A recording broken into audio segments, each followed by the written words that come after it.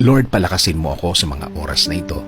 Bigyan mo pa ako ng maraming inspirasyon para makamove on sa buhay ko. Ako ngayon, Lord, ay nakalubog sa isang problema na hindi ko lubos maisip kung bakit dumating sa aking buhay ito. Nalilito at parang nawawala na ako. Parang walang makapitan.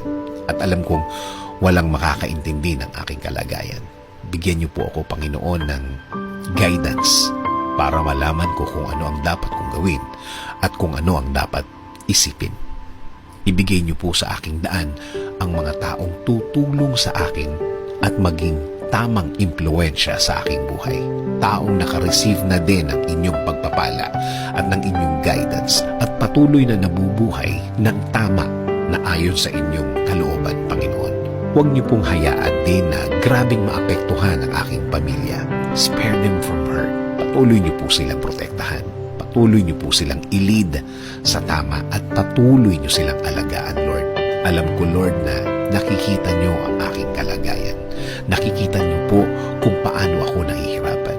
Huwag niyo po sanang hayaan na magtuloy-tuloy ang aking nararanasan, Panginoon. Kaya, Panginoon, patuloy niyong lagyan ng liwanag ang aking puso't isipan. Alam kong tutulungan mo ako ulit. Alam kong gagaan ang lahat ulit. Alam kong hindi na magtatagal. Darating na ang tulong niyo sa akin. Dasal ko, Lord, na patuloy mo akong bigyan ng lakas para sa araw-araw. Para mas maharap ko ang mga problemang ito. Bigyan mo ako ng talino para mas alam ko kung ano ang gagawin sa problemang ito.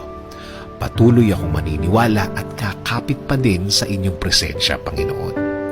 Kakapit sa pangako po ninyo na lagi kayong andyan para sa akin at sa aking pamilya.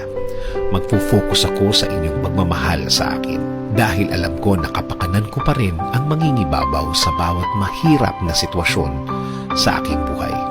Maraming salamat sa inyong kabaitan. Maraming salamat sa inyong biyaya. Maraming salamat sa ibibigay mong lakas at talino sa akin, Lord.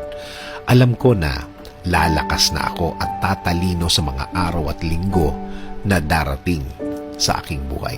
Itinataas ko din po ang aking bayan, Panginoon.